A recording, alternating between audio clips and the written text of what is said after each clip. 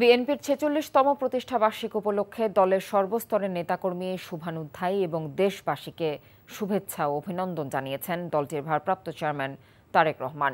এক বিবৃতিতে তিনি বলেন, আজকের দিনটি বাংলাদেশি মানুষের জন্য আনন্দ, উদ্দীপনা এবং প্রেরণার।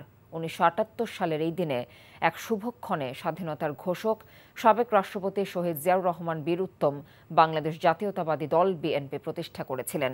জন্মলগ্ন থেকেই এ পর্যন্ত দলের যে সমস্ত নেতাকর্মী মৃত্যুবরণ করেছেন এবং ১.৫ দশকের আওয়ামী ফ্যাসিবাদের করাল গ্রাস এবং সম্প্রতি ছাত্র জনতার রক্তঝরা আন্দোলনে যারা প্রাণ হারিয়েছেন এবং সম্প্রতি পূর্বাঞ্চলের বন্যায় যারা মৃত্যুবরণ করেছেন তাদের প্রতি গভীর শ্রদ্ধা জানিয়েছেন তিনি।